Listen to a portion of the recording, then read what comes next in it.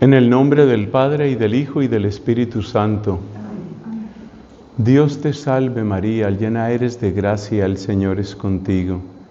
Bendita tú eres entre todas las mujeres, bendito es el fruto de tu vientre, Jesús. Santa María, Madre de Dios, ruega por nosotros pecadores, ahora y en la hora de nuestra muerte. Amén. En el nombre del Padre, y del Hijo, y del Espíritu Santo. Amén. Continuamos nuestro cursillo que casi podríamos llamar una invitación a la antropología teológica. ¿Qué significa antropología teológica? Significa mirar al ser humano desde Dios, en referencia a Dios. Y por eso nuestro tema en este momento es precisamente la irrupción de Dios en la vida humana. Concretamente, pues vamos a referirnos a lo que es la obra de la gracia. Vamos a estudiar 3 puntos en los siguientes minutos. Vamos a estudiar el tema de la identidad, es decir, ¿qué hace la gracia divina? ¿Qué hace esa obra de Dios con respecto a nuestro ser más íntimo? Esta pregunta es muy interesante porque, por ejemplo, San Pablo habla del hombre antiguo o del hombre viejo y del hombre nuevo. Entonces, ¿cómo es eso? Que soy la misma persona, pero soy distinto. ¿Cómo es eso de que soy el mismo, pero distinto? Ese es el tema de la identidad. Luego vamos a tomar otro punto que es también relacionado con la obra de la gracia, y es el cambio que trae en nuestra mente.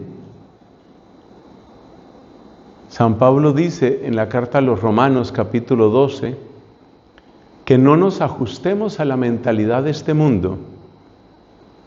Varias traducciones utilizan palabras como esta: transformaos por la renovación de vuestra mente. ¿Qué es esa renovación de la mente? ¿Qué es eso que conoce el ser humano renovado por la gracia y que de alguna manera escapa a la percepción de la simple inteligencia? Porque el mismo Pablo dice en otra carta, en la primera carta a los Corintios, que el hombre con sus solas fuerzas no entiende las cosas de Dios. ¿Por qué no se entienden las cosas de Dios con las solas fuerzas de la inteligencia?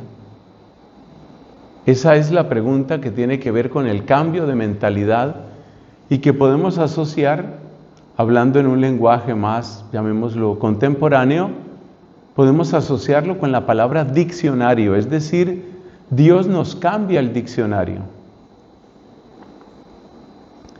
Finalmente, si el tiempo lo permite, porque estamos un poco ambiciosos en la materia para abarcar, queremos referirnos a otra palabra de enorme importancia, la fecundidad.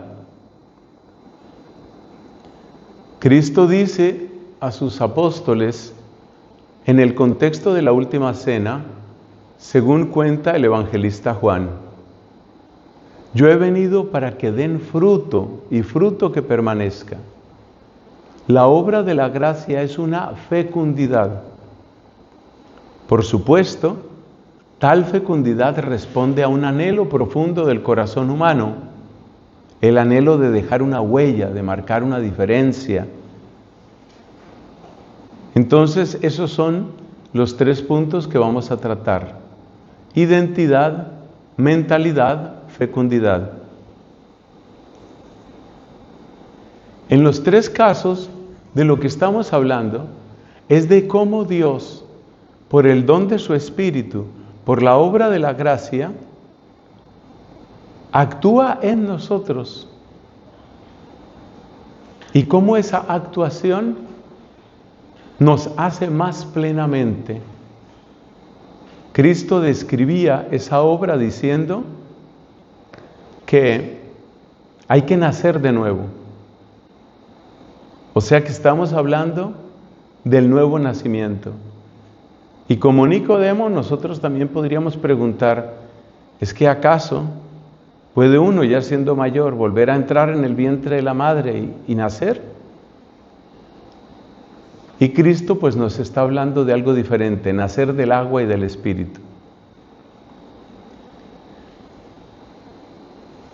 Entremos pues en el tema de la identidad. Cuando escuchamos una historia de conversión, quedamos completamente asombrados, porque es la misma persona y sin embargo es distinta. A veces el cambio es tan dramático que aquello que la persona buscaba ahora lo detesta, y aquello que la persona detestaba ahora lo ama y lo busca. Podríamos preguntarnos si se trata efectivamente de una identidad.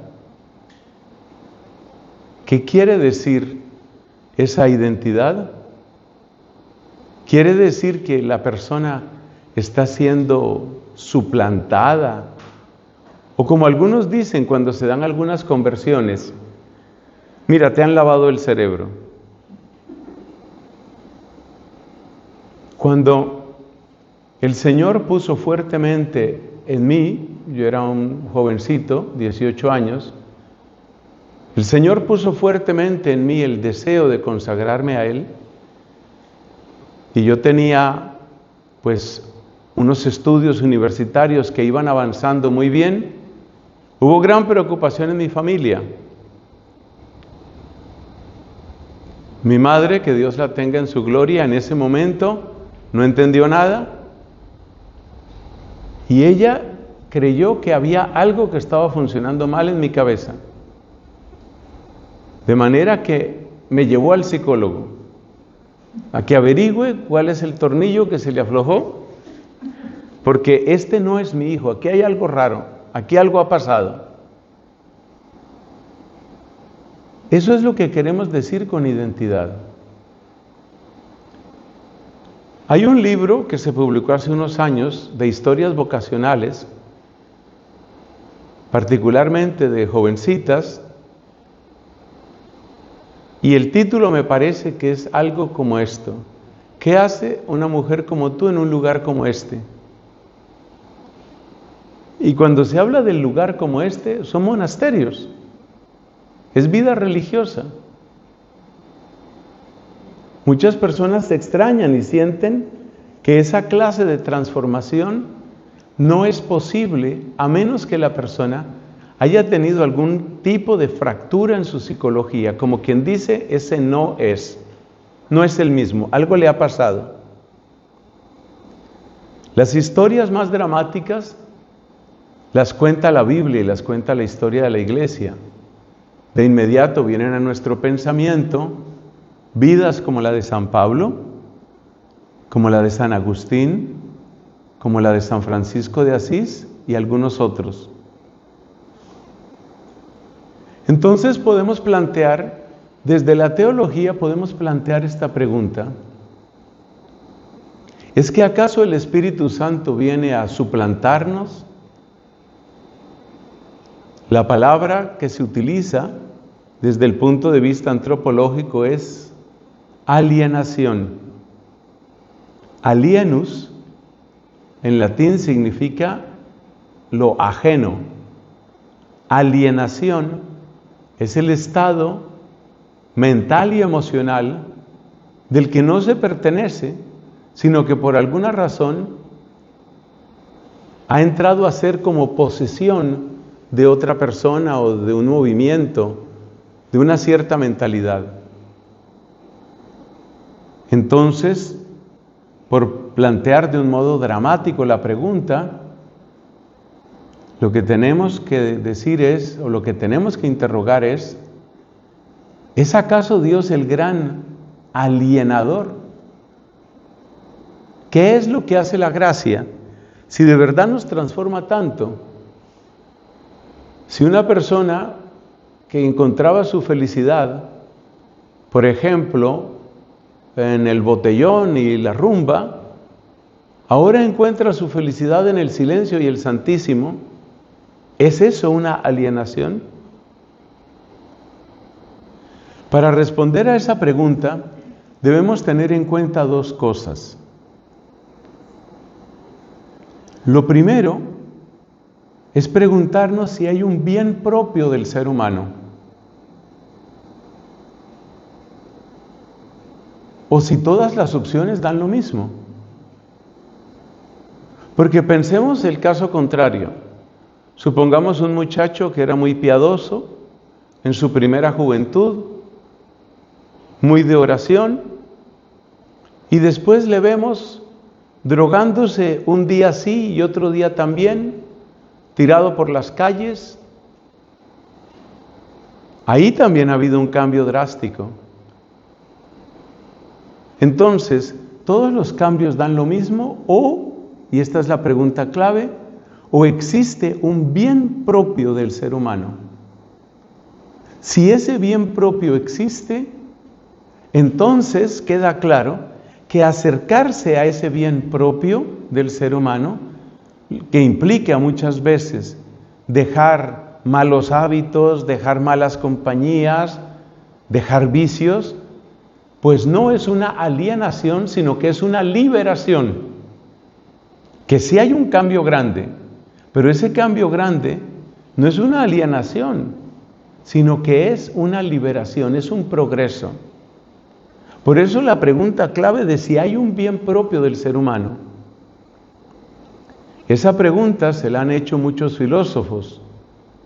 Así, por ejemplo, Aristóteles llamaba a ese bien propio del ser humano, lo llamaba eudaimonía. La eudaimonía significa algo así como el buen espíritu y se relaciona con la palabra plenitud o florecimiento. Aristóteles se planteaba eso, si había un bien propio, y para él la respuesta era la eudaimonía, es decir, algo así como el pleno desarrollo de las capacidades de una persona, el florecimiento. Usamos palabras parecidas en su sentido en castellano, cuando por ejemplo hablamos de la madurez. ¿Qué es la madurez? Es como el llegar a una plenitud. La madurez de un escritor es como el punto máximo en que todos sus talentos han alcanzado una cumbre. Aristóteles se lo planteó. Y otro pensador, Santo Tomás, también se preguntó sobre ese bien propio. En la Suma Teológica, ahí lo podéis leer y no es de difícil lectura, en la Suma Teológica, al comienzo de la segunda parte, lo que llamamos la prima secunde, es decir, la primera sección de la segunda parte, ahí, en los 5 primeros capítulos, que no se llaman capítulos sino cuestiones, Santo Tomás estudia eso, el bien propio del ser humano, con una palabra diferente, la palabra beatitudo, que es algo así como la felicidad. De nuevo está una idea de plenitud. Y es interesantísimo, y repito, no es de difícil lectura. Está en la prima secunde, cuestiones de la primera a la quinta, la plenitud del ser humano. Porque lo más interesante de lo que hace Santo Tomás allí es analizar si esa plenitud, si esa felicidad puede estar, por ejemplo, en tener mucho dinero, o en tener mucho poder, o en tener mucho placer. Así que la pregunta fundamental para ver este tema de la identidad es, ¿existe un bien propio del ser humano? Y esa pregunta nos va a conectar otra vez con San Agustín, así como con otros grandes pensadores. Básicamente, lo que plantean estos grandes predicadores y doctores es que el bien propio del ser humano no se puede reducir a algo corporal. Entre otras cosas, porque si el bien del hombre estuviera en algo corporal, sería muy fácil esclavizar al hombre. Y vemos que de hecho sucede así, que cuanto más materialista y cuanto más sensual o hedonista es una persona, más fácil es de manejar. Y eso sí que es alienación. Entonces no podemos considerar plenitud del ser humano aquello en lo que es tan fácil alienarle.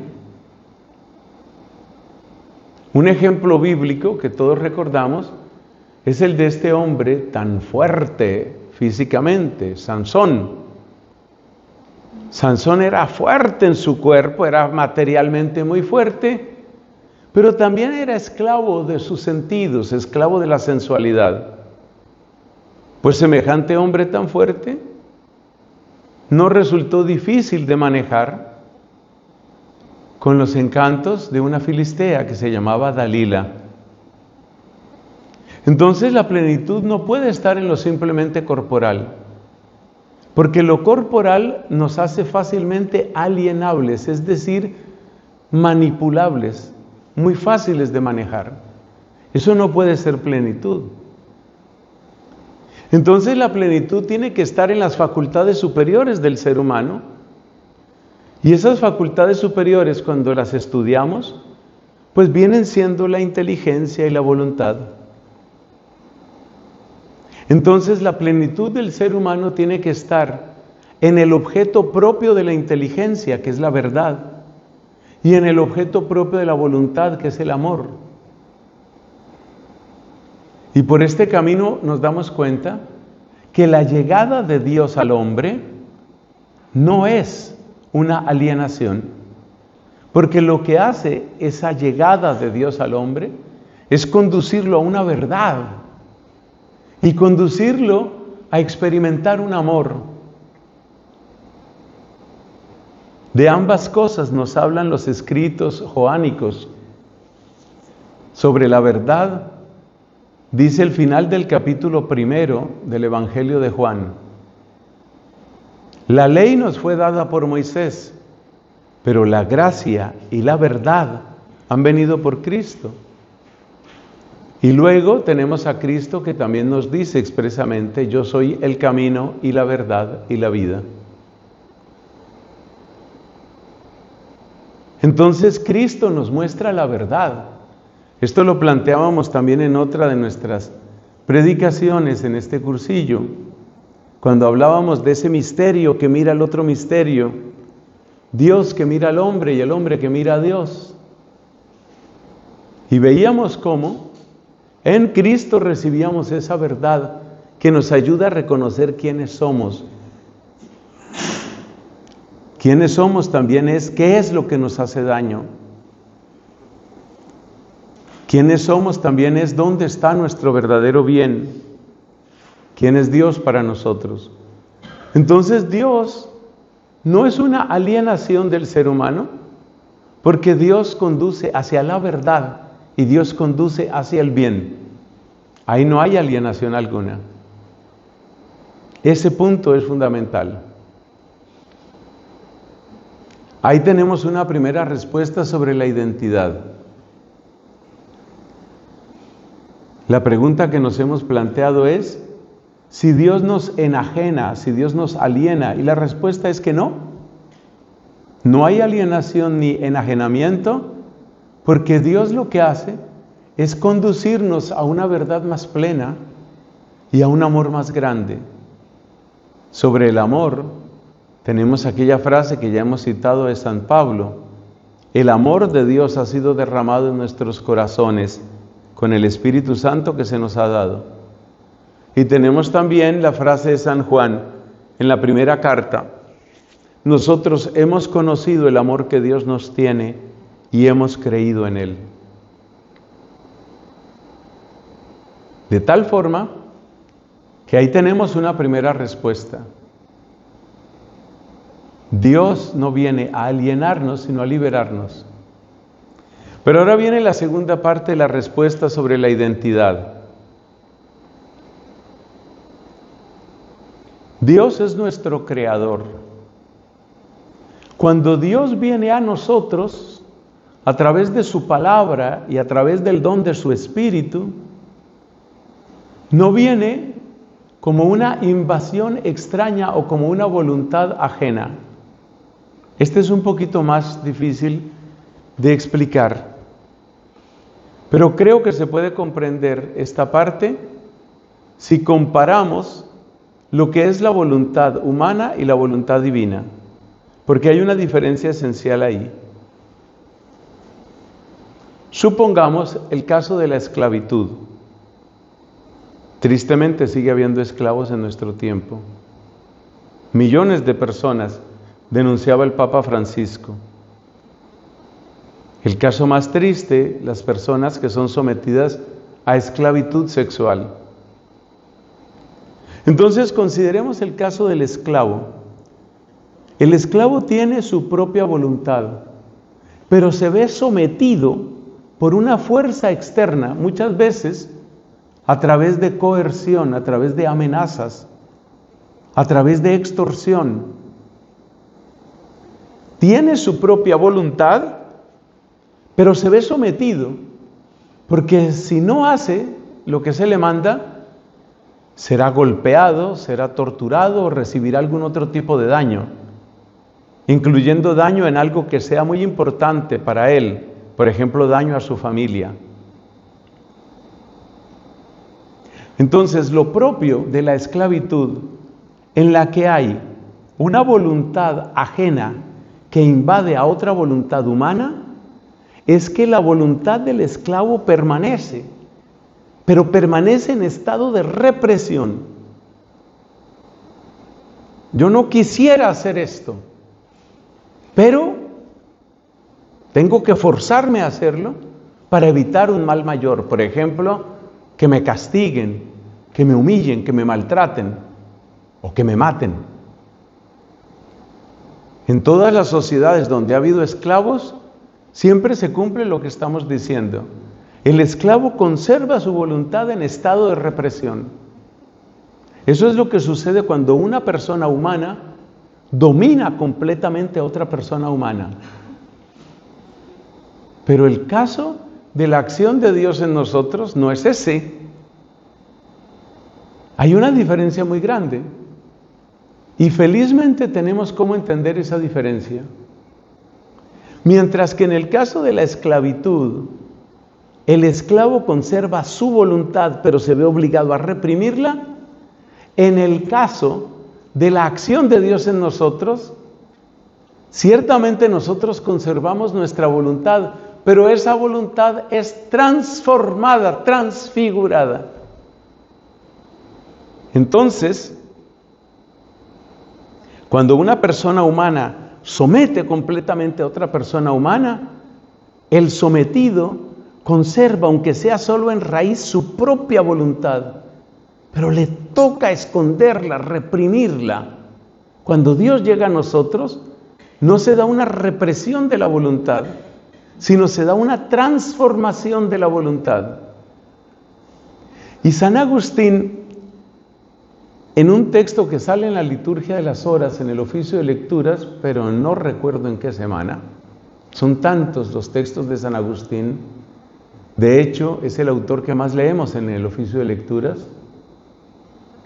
San Agustín dice: ¿cómo así que Dios me mueve y soy libre? Y da una explicación: es por el amor, es por el amor. ¿En qué sentido? En que la acción del amor divino transforma mi voluntad. Pensemos en una palabra que conocemos bien por la acción humana, la palabra seducción. Por algo Jeremías dice: me sedujiste, Señor, y me dejé seducir. Pensemos en la palabra seducción. Esa palabra es bien importante. La palabra seducción supone la llegada del amor que me transforma, Lo que hace un buen seductor no es presionar, manipular, aunque hay seductores que manipulan. Lo que hace el verdadero seductor, el que de verdad enamora, es cambiar la voluntad. No la reprime, la cambia. Eso es lo que hace Dios con nosotros. No nos reprime, nos transforma. En el Cantar de los Cantares hay una expresión absolutamente preciosa que describe esa clase de transformación. Sabemos que en el Cantar de los Cantares se da como un diálogo entre el amado y la amada, o el novio y la novia. Y en un momento dado se queja, la chica, la amada, se queja y dice: defendedme, soy atacada con saetas de amor. ¿Por qué pide ayuda? Porque se da cuenta que si le lanzan saetas de amor, está perdida. Aquel que logre enamorarme, me tendrá. Entonces, el arma más poderosa es el amor, porque el que logre enamorarme, me tendrá. Por consiguiente, lo que la voluntad de Dios hace en nosotros no es aplastar nuestro querer, sino transformarlo. Nos transforma el amor de Dios. ¿Cómo nos transforma? Infundiendo en nosotros una luz superior. Esto conecta con la explicación anterior de la verdad y el amor. Trayendo en nosotros una luz superior, de tal manera que Dios, cuando llega a mi vida, cuando me regala la conversión, cuando me conduce hacia el amor de la cruz y hacia la santificación, no me está reemplazando, no me está suplantando, no me está oprimiendo, sino me está llevando a mi plenitud. Y esos son los santos. Los santos son aquellos que encontraron su verdadero rostro. Porque el pecado, esa sí es la auténtica alienación. No cualquier cambio da lo mismo. El cambio del que estamos hablando aquí, que es el cambio inducido por la obra de la gracia, me lleva de menos a más. Me conduce a mi bien propio. Me permite finalmente descubrir mi auténtico ser. Porque lo que yo vivía mientras estaba en pecado, ese no era mi verdadero ser. Ahí estaba vendido al pecado, según la expresión de San Pablo. Y por eso San Pablo, en sus cartas, se expresa de sí mismo diciendo que él es esclavo de Cristo. Jodulos, el esclavo, tú Cristo, de Jesucristo, de Cristo. Él es el esclavo de Cristo.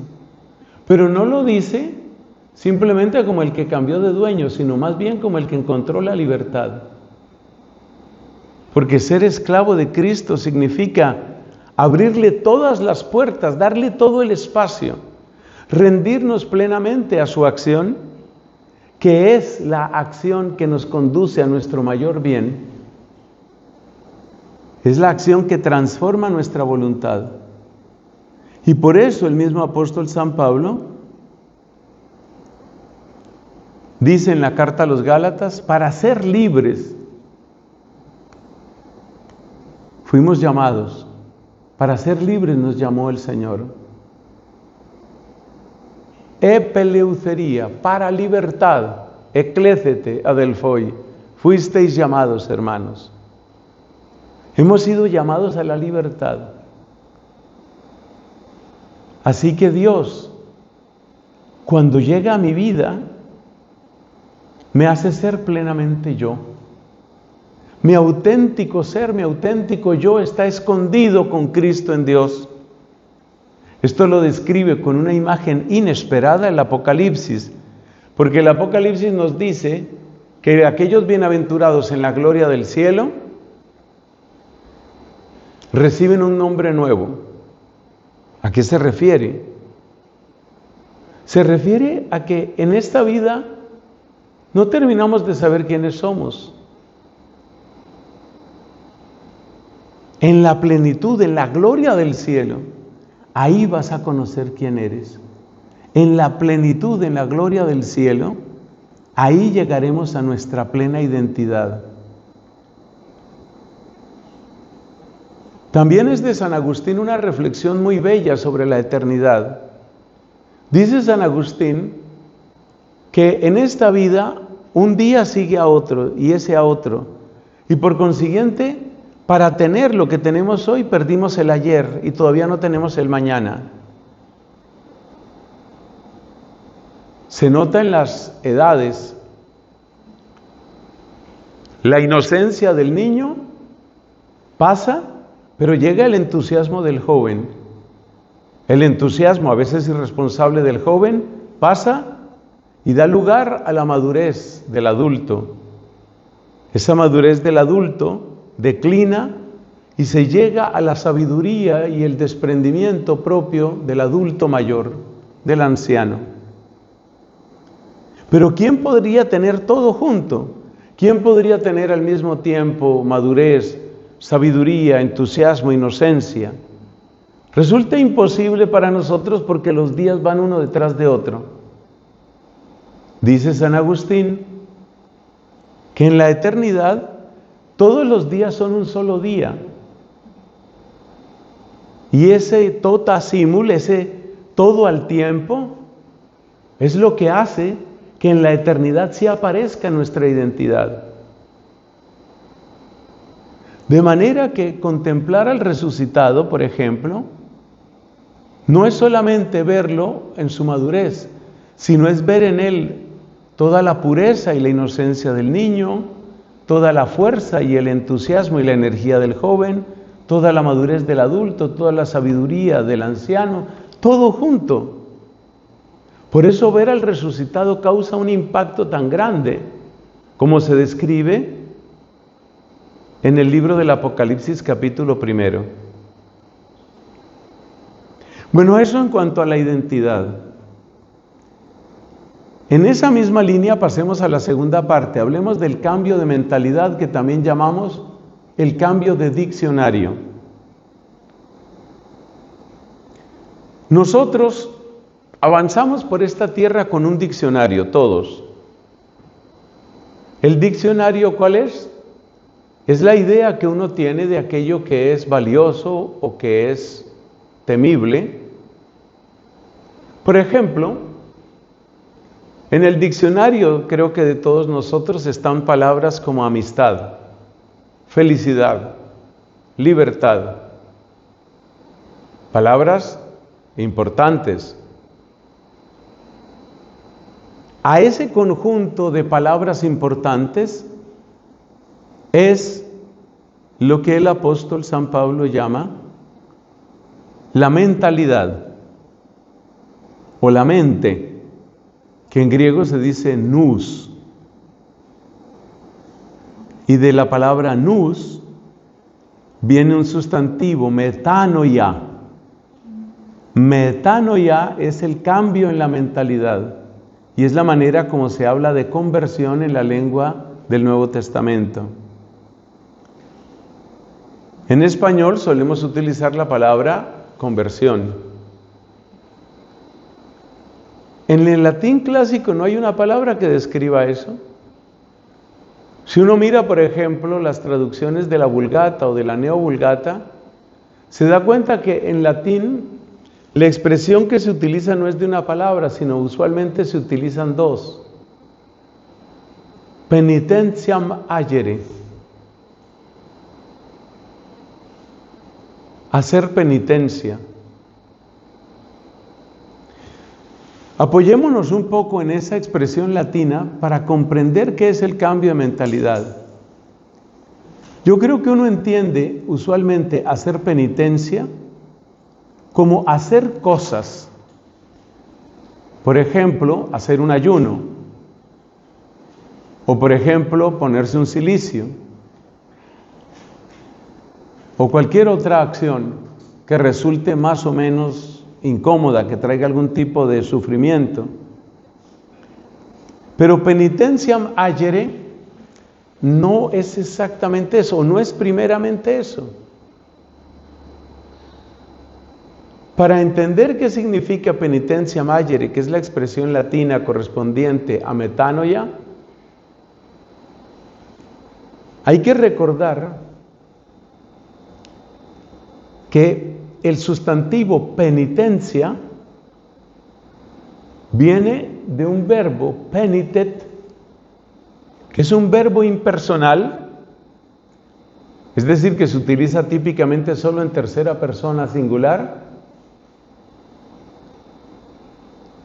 y se utiliza con un acusativo, penitet me. Penitet me se parece mucho a lo que se dice en el castellano de casi todos los países, menos mi país. Mi país usa de una manera rara esta palabra que voy a decir, pena. Cuando en España o en muchísimos otros países de lengua castellana se dice, oye, qué pena. Pena significa algo que da dolor, algo que no debería ser. Pues mira, estaban tratando de llegar a tiempo para el funeral, pero con aquello de la huelga, pues qué pena, ¿no? No lo lograron. Pena significa algo que causa dolor. En el mismo sentido va la expresión latina, penitet me, significa me da pena.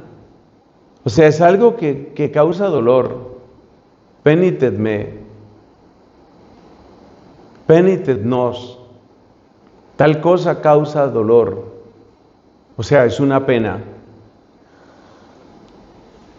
Colombia tiene la singularidad en el uso de la pena, y es que desde hace mucho tiempo, pena en Colombia se asocia mucho con vergüenza. Es una peculiaridad del castellano en Colombia. No lo he visto casi en otros países, tal vez hay algunos otros en Latinoamérica donde suceda lo mismo. Entonces, cuando escuches a un colombiano que dice, mira, me da mucha pena, eso es lo que significa, no es me causa mucho dolor, sino significa, aunque resulte un poco vergonzoso, tengo que. Eso es lo que significa me da mucha pena en colombiano. Pero eso es en Colombia. La expresión que se utiliza en España y en muchísimos otros países conecta la pena con lo que es un pesar, con lo que es una lástima. Oye, qué lástima, qué pena. Eso significa qué lástima. Bueno, entonces vayamos a la expresión latina, ese penitet. Penitet me o penitet nos, ¿qué significa? Significa algo que da dolor, algo que es una lástima. Según eso, ¿qué significa penitentiam agere? Hago agis agere, suele traducirse por hacer. Pero repito, hacer penitencia es un sentido demasiado restrictivo, demasiado pobre, demasiado material. Porque es que el verbo hago, agis, agere del latín significa llevar. Por ejemplo, una yunta, las yuntas de bueyes, una yunta se lleva, ahí se utiliza el verbo agere, es algo que se lleva a cabo. Entonces, propiamente lo que significa la expresión latina penitentiam agere es cargar con el dolor por lo que uno ha hecho, sentir el dolor por lo que uno ha hecho, claramente refiriéndose a los pecados, refiriéndose a lo que duele. Entonces, pues hay una distancia entre la expresión griega metanoia y el penitentiam agere del latín, pero no son expresiones desconectadas, porque el penitentiam agere del latín lo que significa es, ahora veo, mira la frase largota que voy a decir, ahora veo de otra manera lo que hice y me da dolor. Eso es lo que significa penitencia ayere. Ahora veo de otra manera. Cuando lo hice, pues no me dolía, lo disfrutaba. Qué sé yo, que me emborrachaba, que estaba con una y con otra. Eso me parecía divertido. Pero ahora lo miro y me da dolor. Ahora me da dolor. Eso es lo que significa penitencia ayere. Miro lo que hice o lo que dejé de hacer y me da dolor. Esa es la pena. ¿Qué pena? Oye, qué pena eso que hice. O sea, me duele lo que hice. ¿Por qué me duele? Porque ahora lo miro y me doy cuenta que no estaba bien, que hice un daño, que me hice daño también.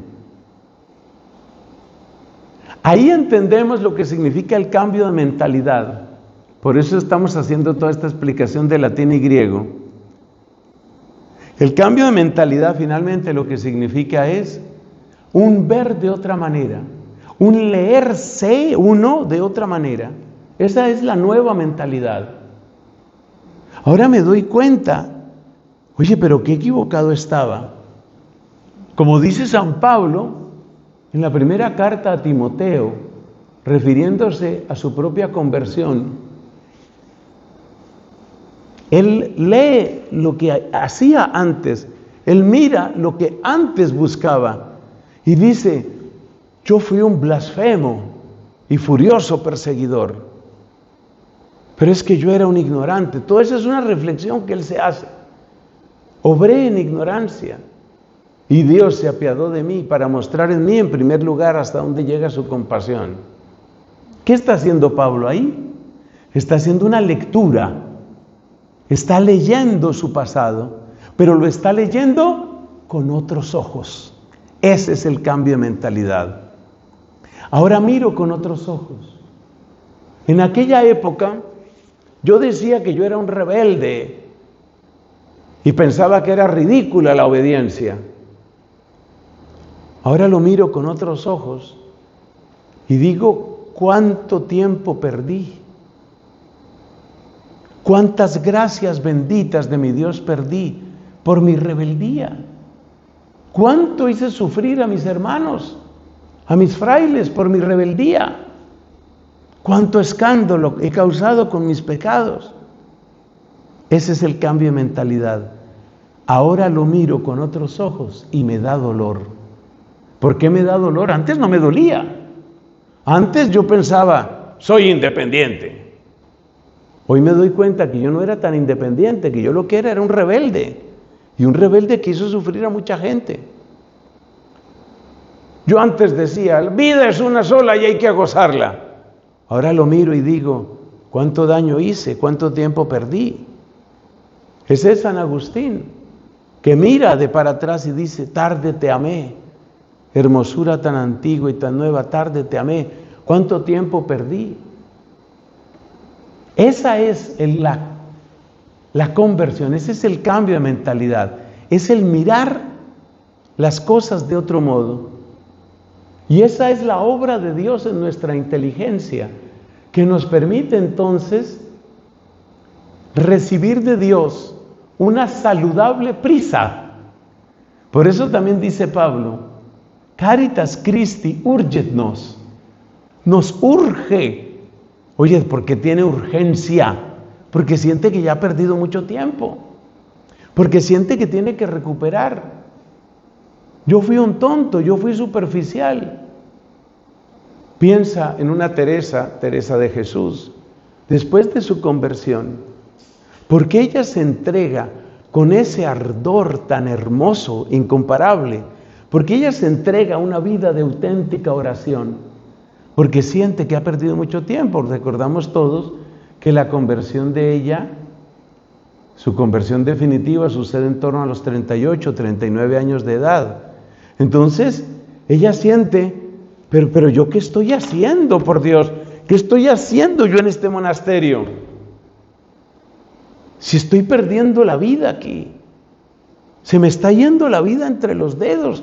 ¿Yo a qué fue que vine? Y entonces entra una saludable prisa. Ese es el cambio de mentalidad. Ahora miro lo que antes me parecía mis derechos, tengo mis derechos. Ahora pienso que mis derechos no eran mis derechos, eran mis caprichos. Y yo he hecho sufrir a muchos con mis caprichos. Y he perdido mucho tiempo con mis caprichos. No, ya no puede seguir así mi vida. No, ya no más, ya no más. Ahora yo miro lo que hice y me duele. ¿Por qué me duele? Porque ahora lo miro distinto. ¿Por qué lo miro distinto? Porque Dios ha obrado en mí cambio de mentalidad. A partir de ese cambio que está bien descrito en el análisis de la expresión latina penitentia magere, en ese cambio de mentalidad viene el cambio de todo el diccionario.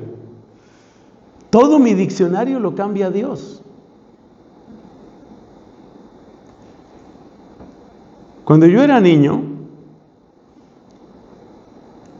esto me da vergüenza, pero hay que contarlo. Uno tiene que ser humilde y contar las cosas. A mí me daban mucha pereza las cosas de religión. Mucha pereza.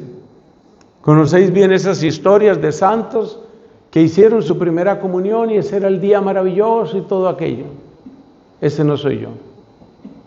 Yo con primera comunión y todo, un corazón frío. Una piedra helada era lo que yo tenía por corazón. Y esto se demuestra en algo que lo he comentado varias veces al dar testimonio. Me cansaban sobre todo las misas largas. Entonces, para que os hagáis una idea de qué clase de sujeto es el que tenéis aquí delante, cuando yo asistía a misa allá a mi parroquia, yo quería que comulgara poquita gente, para que acabara pronto aquello. Claro, cuando yo miro ahora, digo, o sea, yo era pequeñito, estábamos hablando de que era un niño, pero yo era un pequeño monstrico. Yo era un monstruo. Oye, pero ¿a quién se le ocurre que comulgue poquita gente? Es decir, ¿se habrá visto egoísmo más tonto que ese? ¿Y de peor calaña? Bueno, claro, yo miro ahora eso y siento vergüenza. Solo lo cuento precisamente por hacer penitencia, pero a mí me avergüenza eso. Qué mal que estaba yo. Nadie se imagine, este niño que desde pequeño lo que pintaba era para monstruo. Que luego viene Dios y hace su obra y le cambia a uno la mentalidad, y cuando se la cambia, le cambia la idea de lo que es felicidad, de lo que es amistad, de lo que es libertad. Dios le cambia a uno el diccionario entero. Y hay una palabra que siempre repito al hablar de estos temas, y es la palabra libertad, porque creo que es la palabra peor interpretada en nuestro tiempo. Además, sabéis que desde el siglo XVIII la palabra libertad está unida a aquello de ser libre pensador. Y ser libre pensador en la práctica significa rebelarse frente a la revelación, rebelarse frente a la iglesia, con una pretendida independencia racionalista. Bueno, como dice el refrán, de aquellos vientos es que se dice, vienen estos lodos, es que se dice de aquellas tormentas, no sé, bueno, hay una expresión así. Bueno, pues la idea que la gente tiene, mucha gente tiene hoy de libertad es hacer lo que se me dé la gana, lo que me venga en gana. Esa es libertad para mucha gente. Por supuesto, es un engaño esa clase de libertad, porque entonces el que te maneje las ganas te maneja la vida, ya está. O sea que esa libertad en realidad es una esclavitud que te pone en manos de los que sepan manipularte, y hay expertos en manejar ganas. Cuando viene en cambio la luz de Dios, las cosas cambian, porque entonces ya no llamaré libertad a hacer lo que se me dé la gana, sino que voy a llegar a una conclusión que le expresa con gran claridad y brillo su santidad Juan Pablo II. en su documento que merece relectura, Veritatis Splendor. En Veritatis Splendor dice el Papa San Juan Pablo II que la libertad solo puede existir unida a la verdad. Y por supuesto, la verdad otra vez nos conecta con aquello que Dios nos ha mostrado, con aquello que Dios ha hecho en nosotros. Conclusión, pues que es necesario cambiar el diccionario.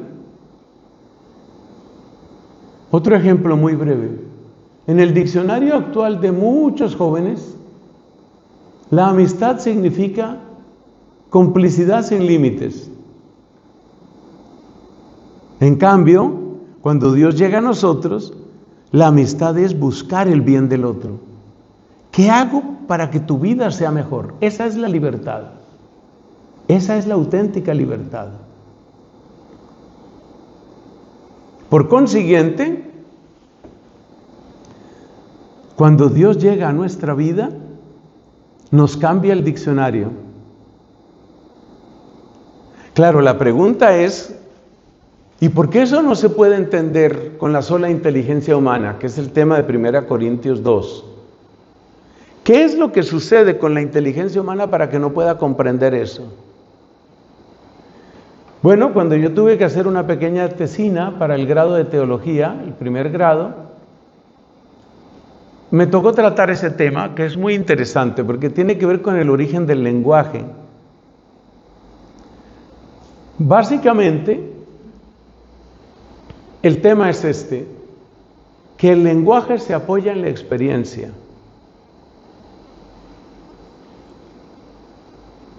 Y por consiguiente, donde no hay experiencia, no hay lenguaje, y donde no hay lenguaje, no hay manera de comprender. Tomemos este caso. Es un ejemplo un poco refinado, pero es que creo que es muy ilustrativo. Sabemos que hay una cosa que se llama el espectro electromagnético. La luz, por ejemplo, corresponde a ondas electromagnéticas que están entre una cierta frecuencia baja, que corresponde al color rojo, y una cierta frecuencia alta que corresponde al color violeta, del rojo al violeta. Ahí está la luz visible dentro del espectro electromagnético. Nosotros tenemos nombres para esos colores. Por ejemplo, rojo, anaranjado, amarillo, verde, azul, violeta, son colores. Tienen nombre.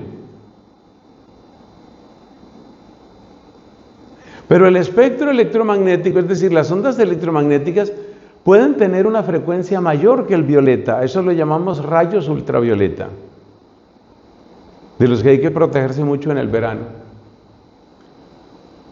O también conocemos radiación que está por debajo del rojo, lo llamamos infrarrojo, rayos infrarrojos. Bien, ahora sucede lo siguiente.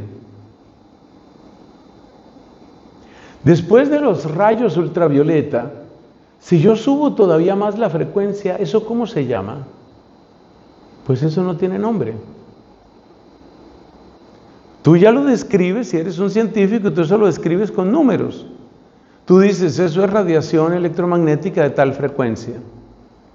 Si tú bajas de los infrarrojos, bajas todavía más, ¿eso qué nombre tiene? No tiene nombre. Porque ninguna persona puede sentir eso. ¿No tiene nombre? Entonces, ¿cómo lo nombramos? Con números. Decimos radiación electromagnética de tal frecuencia. ¿Ok? Entonces nos damos cuenta que hay cosas que no tienen nombre. No tiene ningún nombre eso. Si uno sube un poco más la frecuencia, entonces ya después se encontrará otras cosas. Se encuentra rayos X, rayos gamma, qué sé yo. Entonces lo mismo sucede aquí. Cuando Dios obra en nosotros,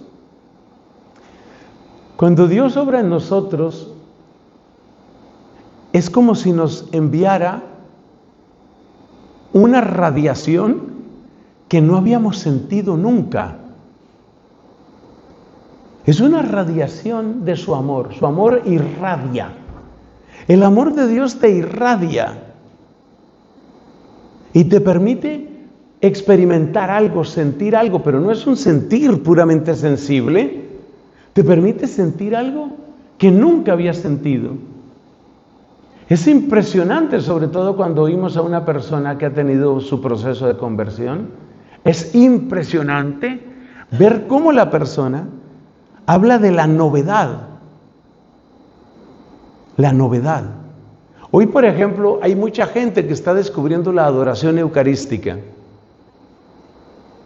Poquito a poquito, pasito a pasito, se van abriendo capillas de adoración perpetua en distintos países. No son muchas, pero ahí van. Entonces me acuerdo mucho, por ejemplo, una amiga española que tuvo su proceso de conversión y me contaba, ella asistía a capillas de adoración donde iba, siempre buscaba capilla de adoración. Una mujer laica muy enamorada de Dios. Entonces, una vez coincidimos, en Murcia me acuerdo, coincidimos con esta dama. Ella me llevó donde estaba una capillita de adoración allá en Murcia. Y me contaba cuando ella empezó a ser adoradora. Sobre todo, esa sensación de llegar a una capilla, o sea, tú piensas en una persona que ha vivido más bien alejada de Dios, pero empieza a dar sus primeros pasos y se acerca a una capilla de estas de adoración. Y entonces se arrodilla o se sienta, está ahí delante del Santísimo. Para la persona que no cree, el Santísimo es como una caja que está ahí. Una cajita, ya, eso es todo lo que hay. Pero entonces contaba esta dama, esta señorita contaba cómo en un momento le llega una sensación, una certeza. Aquí está alguien. Esa sensación, ella estaba sola en la capilla y es la sensación de que no es una caja y que no son unos pedacitos de pan. Él está. Esa sensación, esa irradiación era nueva para ella. Tú piensas, por ejemplo, en una persona que nunca ha visto un color. Como yo no sé muchos nombres de colores, no me voy a arriesgar a decir aquí, pero nunca ha visto un color. En la antigüedad, por ejemplo, un color que casi nunca se veía era el color púrpura.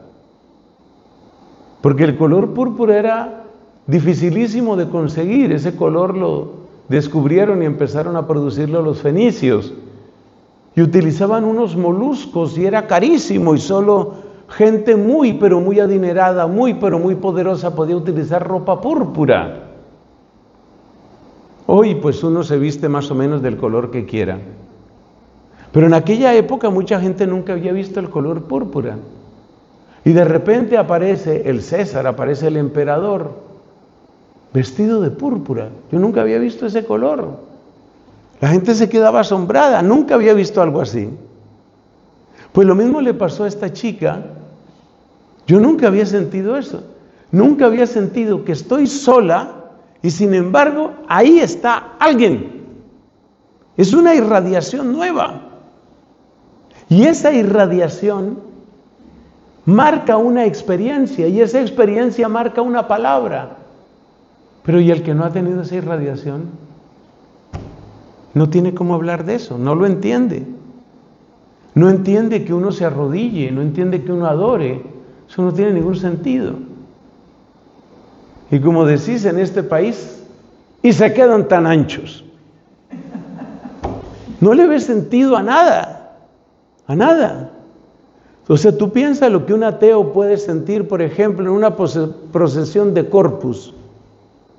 Mirará eso y dirá, pues es un poco del folclore de esta gente, pero qué raros son todos aquí.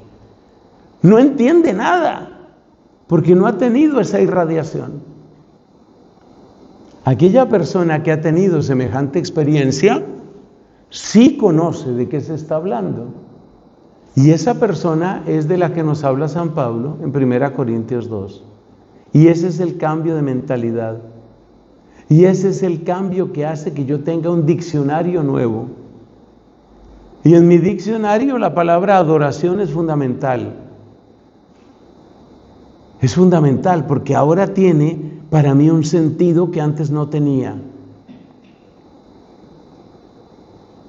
Bueno, para no excedernos, dejamos pendientes nuestra siguiente palabra, que es la fecundidad, y la conectaremos con otro tema antropológico precioso, que es la diferencia entre hombre y mujer. Porque la antropología teológica no puede dejar a un lado aquel versículo. Hombre y mujer los creó, a imagen suya los creó. Y de ese hombre y mujer hablaremos, y de la fecundidad querida por Dios, porque Dios les dijo, creced y multiplicaos y henchid la tierra. Gloria al Padre y al Hijo y al Espíritu Santo.